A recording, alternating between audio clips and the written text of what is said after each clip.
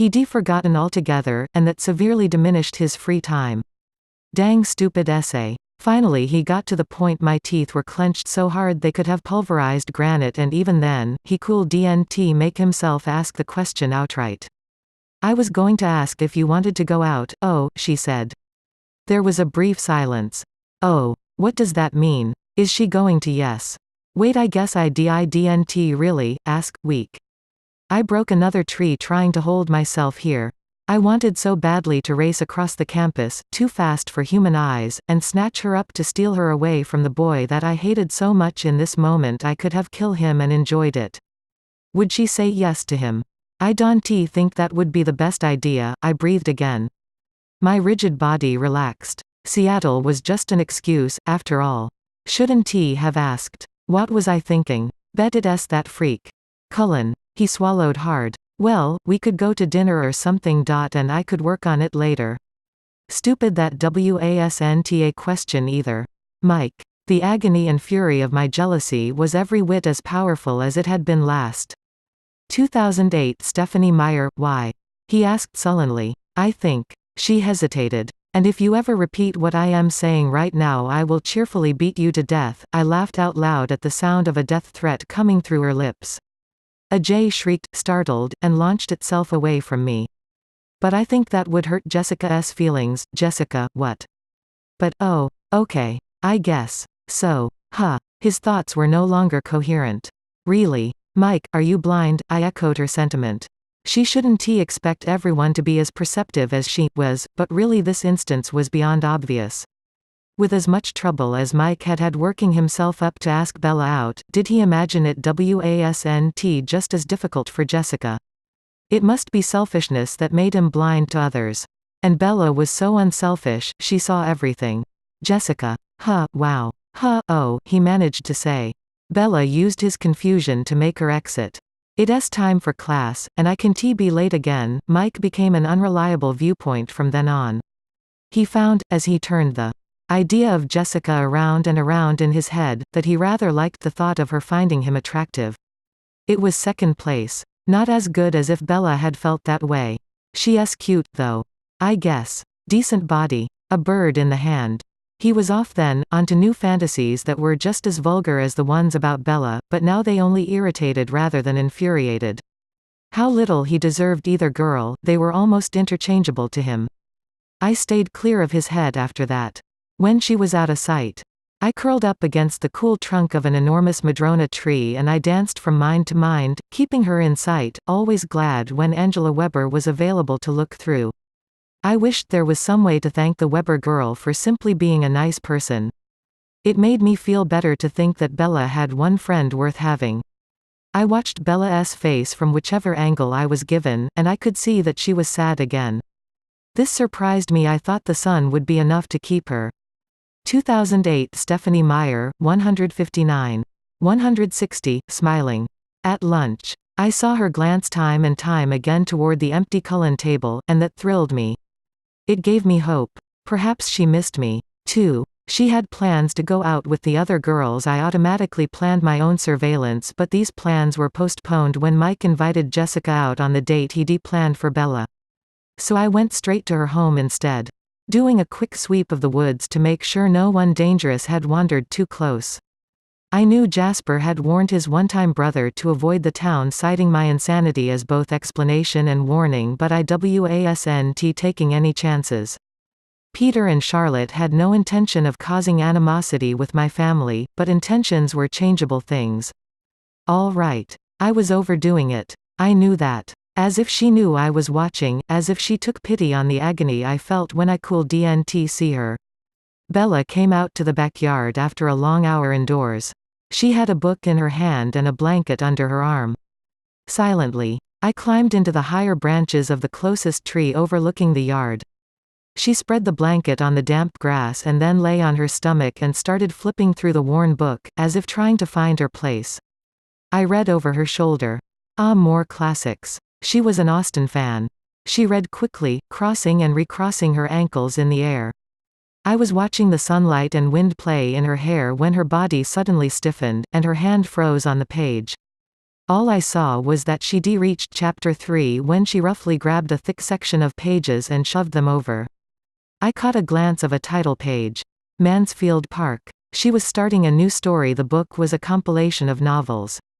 I wondered why she'd switched stories so abruptly. Just a few moments later, she slammed the book angrily shut. With a fierce scowl on her face, she pushed the book aside and flipped over onto her back. She took a deep breath, as if to calm herself, pushed her sleeves up and closed her eyes. I remembered the novel, but I couldn't think of anything offensive in it to upset her. Another mystery. I sighed. 2008 Stephanie Meyer. She lay very still, moving just once to yank her hair away from her face. It fanned out over her head, a river of chestnut. And then she was motionless again. Her breathing slowed. After several long minutes her lips began to tremble. Mumbling in her sleep. Impossible to resist. I listened as far out as I could, catching voices in the houses nearby. 2 tablespoons of flour. 1 cup of milk.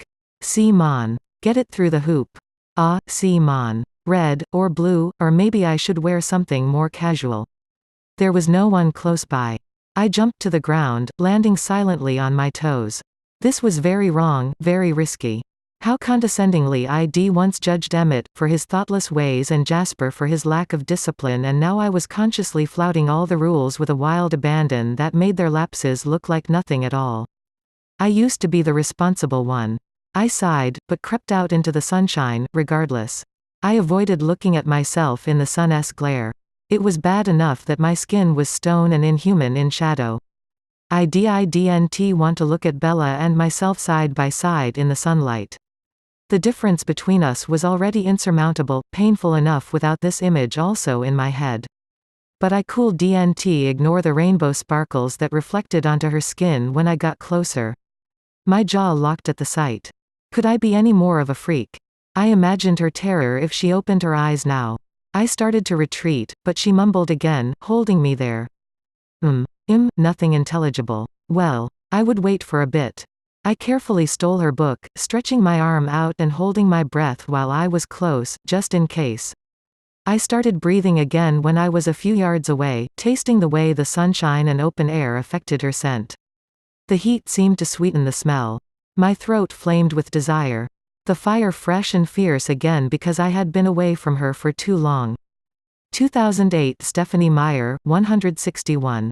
162. I spent a moment controlling that, and then forcing myself to breathe through my nose I let her book fall open in my hands. She started with the first book. I flipped through the pages quickly to the 3rd chapter of Sense and Sensibility, searching for something potentially offensive in Austen's overly polite prose. When my eyes stopped automatically at my name, the character Edward Ferrars being introduced for the first time, Bella spoke again. Edward, she sighed. This time I did not fear that she had awoken. Her voice was just a low, wistful murmur. Not the scream of fear it would have been if she'd seen me now. Joy warred with self-loathing. She was still dreaming of me, at least. Edmund. Close, Edmund. She wasn't dreaming of me at all. I realized blackly. The self-loathing returned in force. She was dreaming of fictional characters. So much for my conceit. I replaced her book, and stole back into the cover of the shadows where I belonged. The afternoon passed and I watched, feeling helpless again, as the sun slowly sank in the sky and the shadows crawled across the lawn toward her. I wanted to push them back, but the darkness was inevitable, the shadows took her. When the light was gone, her skin looked too pale, ghostly. Her hair was dark again, almost black against her face. It was a frightening thing to watch, like witnessing Alice's visions come to fruition. Bella's steady, strong heartbeat was the only reassurance, the sound that kept this moment from feeling like a nightmare. I was relieved when her father arrived home. I could hear little from him as he drove down the street toward the house. Some vague annoyance in the past. Something from his day at work. Expectation mixed with hunger. I guessed that he was looking forward to dinner. But his thoughts were so quiet and contained that I could not be sure I was right. I only got the gist of them. I wondered what her mother sounded like, what the genetic combination had been that had formed her so uniquely. 2008 Stephanie Meyer. Bella started awake, jerking up to a sitting position when the tires of her father's car hit the brick driveway. She stared around herself, seeming confused by the unexpected darkness. For one brief moment, her eyes touched the shadows where I hid, but they flickered quickly away. "Charlie?" she asked in a low voice, still peering into the trees surrounding the small yard. The door of his car slammed shut, and she looked to the sound. She got to her feet quickly and gathered her things, casting one more look back toward the woods. I moved into a tree closer to the back window near the small kitchen. And listened to their evening. It was interesting to compare Charlie's words to his muffled thoughts. His love and concern for his only daughter were nearly overwhelming, and yet his words were always terse and casual. Most of the time, they sat in companionable silence. I heard her discuss her plans for the following evening in Port Angeles, and I refined my own plans as I listened. Jasper had not warned Peter and Charlotte to stay clear of Port Angeles. Though I knew that they had fed recently and had no intention of hunting anywhere in the vicinity of our home. I would watch her, just in case. After all, there were always others of my kind out there. And then, all those human dangers that I had never much considered before now.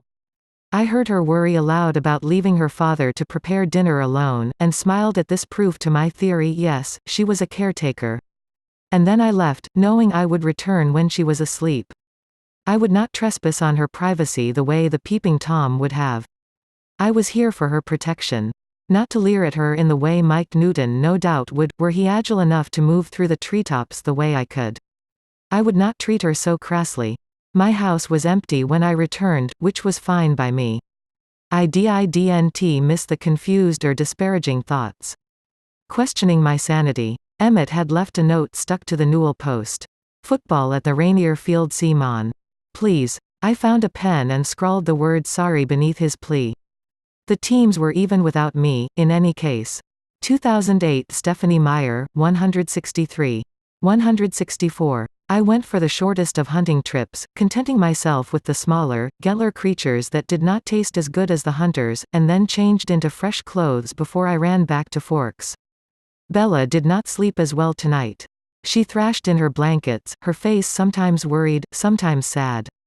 I wondered what nightmare haunted her. And then realized that perhaps I really didn't want to know.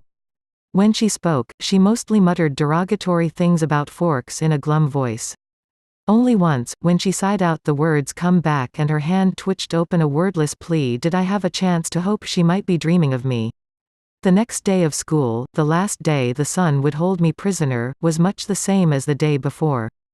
Bella seemed even gloomier than yesterday, and I wondered if she would bow out of her plans. She didn't seem in the mood. But, being Bella, she would probably put her friend's enjoyment above that of her own. She wore a deep blue blouse today, and the color set her skin off perfectly, making it look like fresh cream. School ended, and Jessica agreed to pick the other girls up. Angela was going, too, for which I was grateful. I went home to get my car. When I found that Peter and Charlotte were there, I decided could afford to give the girls an hour or so for a head start. I would never be able to bear following behind them, driving at the speed limit. Hideous thought. I came in through the kitchen, nodding vaguely at Emmett's and Esme's greetings as I passed by everyone in the front room and went straight to the piano. He's back. Rosalie, of course. Edward. I hate to see him suffering so. Esme's joy was becoming marred by concern.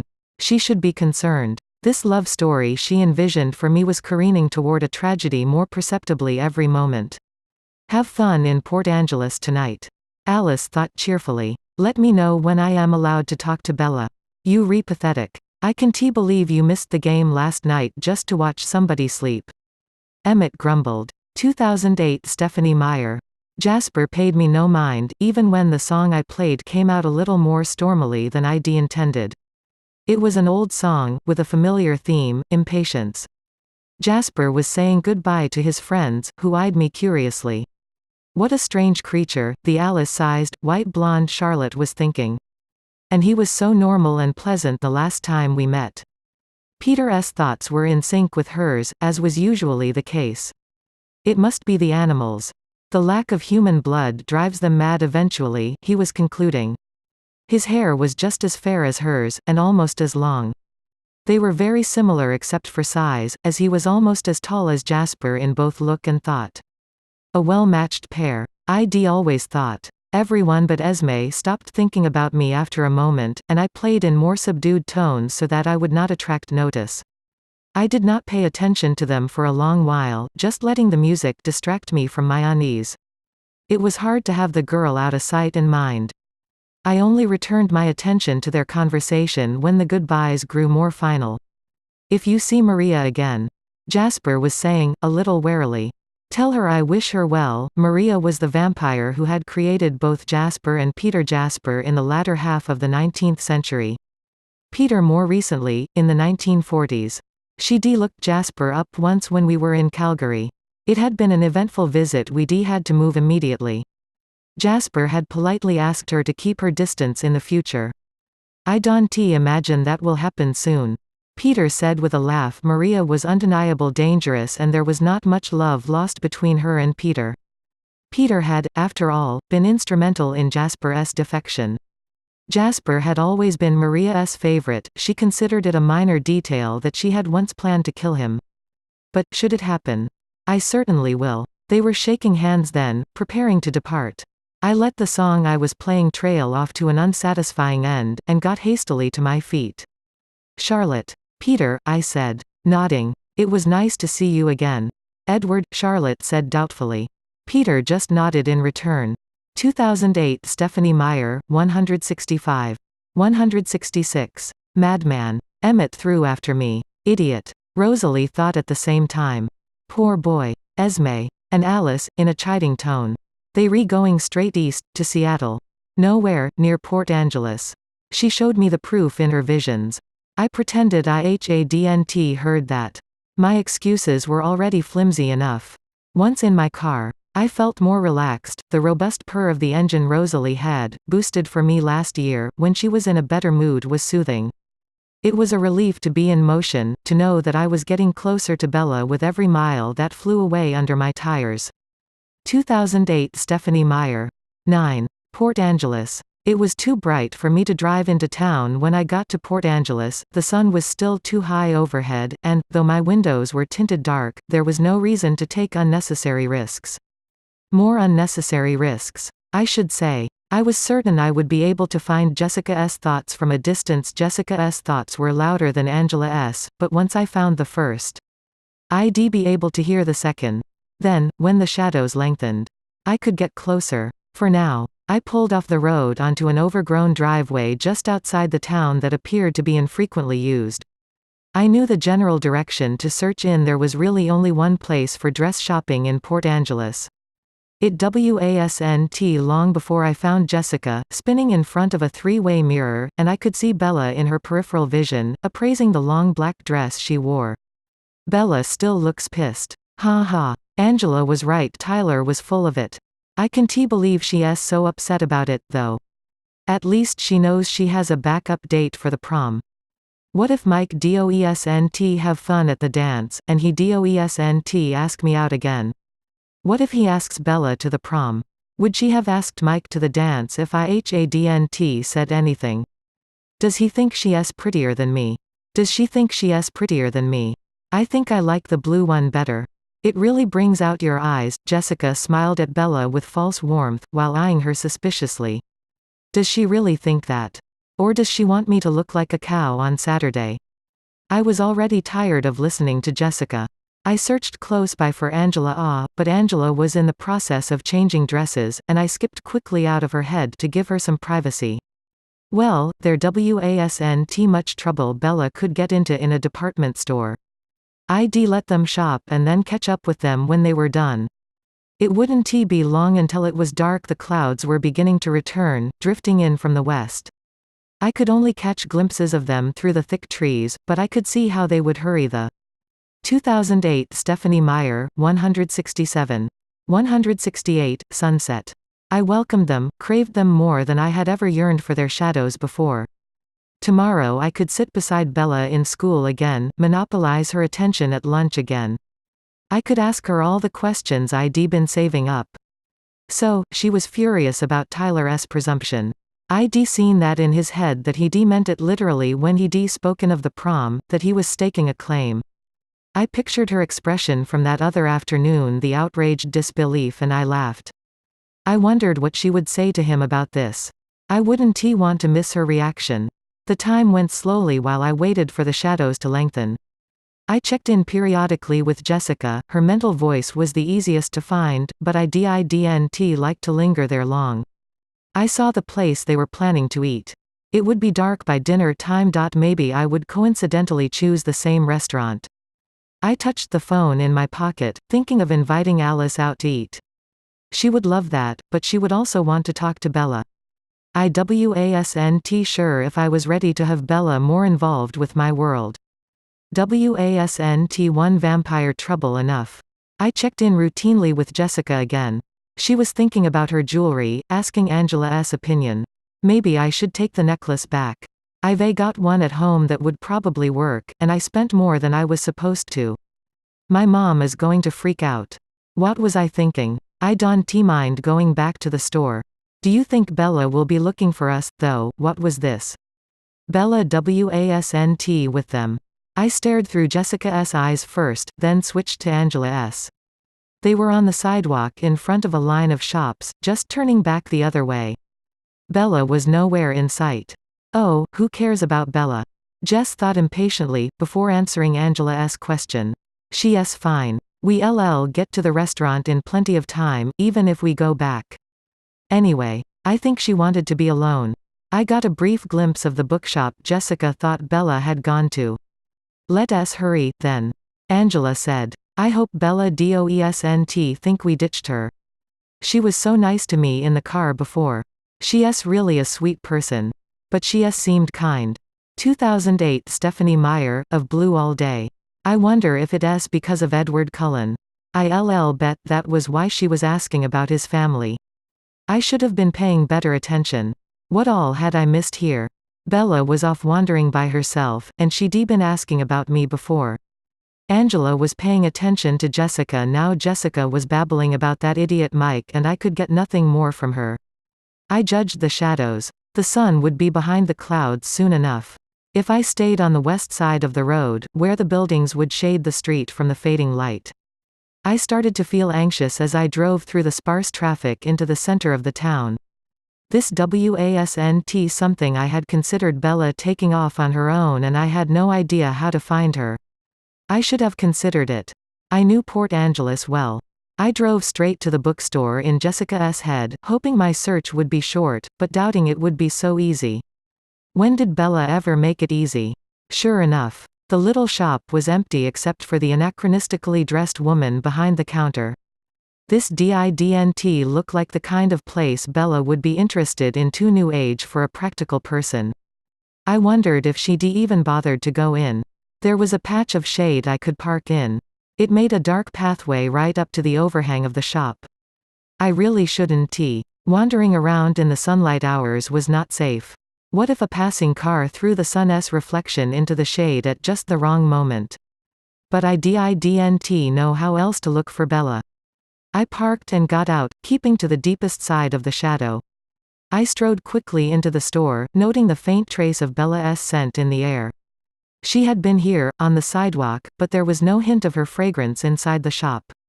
Welcome. Can I help? The saleswoman began to say, but I was already out the door. I followed Bella's scent as far as the shade would allow, stopping when I got to the edge of the sunlight.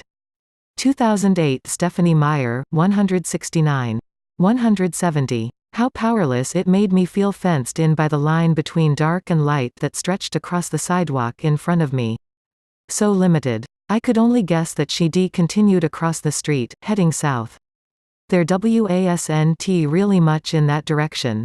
Was she lost? Well, that possibility didn't sound entirely out of character. I got back in the car and drove slowly through the streets, looking for her. I stepped out into a few other patches of shadow, but I only caught her scent once more, and the direction of it confused me. Where was she trying to go? I drove back and forth between the bookstore and the restaurant a few times, hoping to see her on her way. Jessica and Angela were already there, trying to decide whether to order, or to wait for Bella. Jessica was pushing for ordering immediately. I began flitting through the minds of strangers, looking through their eyes. Surely, someone must have seen her somewhere. I got more and more anxious the longer she remained missing. I hadn't considered before how difficult she might prove to find once, like now, she was out of my sight and off her normal paths. I didn't like it. The clouds were massing on the horizon, and, in a few more minutes, I would be free to track her on foot. It wouldn't take me long then. It was only the sun that made me so helpless now. Just few more minutes, and then the advantage would be mine again, and it would be the human world that was powerless. Another mind, and another. So many trivial thoughts. Think the baby has another ear infection. Was it 6:40 or 6:04? Late again. I ought to tell him. Here she comes. Aha. There, at last, was her face. Finally, someone had noticed her. The relief lasted for only a fraction of a second, and then I read more fully the thoughts of the man who was gloating over her face in the shadows. His mind was a stranger to me, and yet, not totally unfamiliar. I had once hunted exactly such minds. 2008 Stephanie Meyer, no, I roared, and a volley of snarls erupted from my throat. My foot shoved the gas pedal to the floor, but where was I going? I knew the general location of his thoughts, but the knowledge was not specific enough. Something. There had to be something, a street sign, a storefront, something in his sight that would give away his location. But Bella was deep in shadow, and his eyes were focused only on her frightened expression, enjoying the fear there. Her face was blurred in his mind by the memory of other faces. Bella was not his first victim. The sound of my growls shook the frame of the car, but did not distract me. There were no windows in the wall behind her. Somewhere industrial, away from the more populated shopping district. My car squealed around a corner, swerving past another vehicle, heading in what I hoped was the right direction. By the time the other driver honked, the sound was far behind me. Look at her shaking. The man chuckled in anticipation. The fear was the draw for him, the part he enjoyed. Stay away from me. Her voice was low and steady. Not a scream. Don't be like that, sugar. He watched her flinch to a rowdy laugh that came from another direction. He was irritated with the noise. Shut up. Jeff, he thought, but he enjoyed the way she cringed. It excited him. He began to imagine her pleas, the way she would beg. I hadn't realized that there were others with him until I'd heard the loud laughter. I scanned out from him, desperate for something that I could use. He was taking the first step in her direction, flexing his hands. The minds around him were not the cesspool that his was. They were all slightly intoxicated. Not one of them realizing how far the man they called Lonnie planned to go with this. They were following Lonnie's lead blindly. He promised them a little fun. One of them glanced down the street, nervous. He didn't want to get caught harassing the girl, and gave me what I needed. I recognized the cross street he stared toward. I flew under a red light, sliding through a space just wide enough between two cars in the moving traffic. Horns blared behind me. 2008 Stephanie Meyer, 171. 172. My phone vibrated in my pocket. I ignored it. Lonnie moved slowly toward the girl, drawing out the suspense, the moment of terror that aroused him. He waited for her scream, preparing to savor it. But Bella locked her jaw and braced herself. He was surprised. He expected her to try to run. Surprised and slightly disappointed. He liked to chase his prey down, the adrenaline of the hunt. Brave, this one. Maybe better. I guessed. More fight in her. I was a block away. The monster could hear the roar of my engine now, but he paid it no attention, too intent on his victim. I would see how he enjoyed the hunt when he was the prey. I would see what he thought of my style of hunting. In another compartment of my head, I was already sorting through the range of tortures I'd borne witness to in my vigilante days, searching for the most painful of them. He would suffer for this.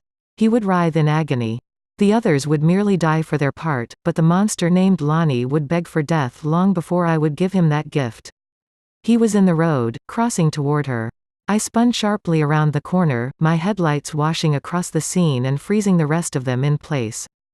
I could have run down the leader, who leapt out of the way, but that was too easy a death for him. I let the car spin out, swinging all the way around so that I was facing back the way I'd come, and the passenger door was closest to Bella. I threw that open, and she was already running toward the car. Get in. I snarled. What the hell? Knew this was a bad idea. She's not alone. Should I run? Think I am going to throw up. Bella jumped through the open door without hesitating, pulling the door shut behind her. 2008 Stephanie Meyer. And then she looked up at me with the most trustful expression I had ever seen on a human face, and all my violent plans crumbled. It took much less than a second for me to see that I could not leave her in the car in order to deal with the 4 men in the street. What would I tell her? Not to watch. Ha! When did she ever do what I asked? When did she ever do the safe thing? Would I drag them away, out of her sight, and leave her alone here? It was a long shot that another dangerous human would be prowling the streets of Port Angeles tonight, but it was a long shot that there was even the first. Like a magnet, she drew all things dangerous toward herself. I could not let her out of my sight. It would feel like part of the same motion to her as I accelerated, taking her away from her pursuers so quickly that they gaped after my car with uncomprehending expressions. She would not recognize my instant of hesitation. She would assume the plan was escape from the beginning. I couldn't even hit him with my car. That would frighten her. I wanted his death so savagely that the need for it rang in my ears and clouded my sight and was a flavor on my tongue. My muscles were coiled with the urgency, the craving, the necessity of it. I had to kill him. I would peel him slowly apart. Piece by piece, skin from muscle.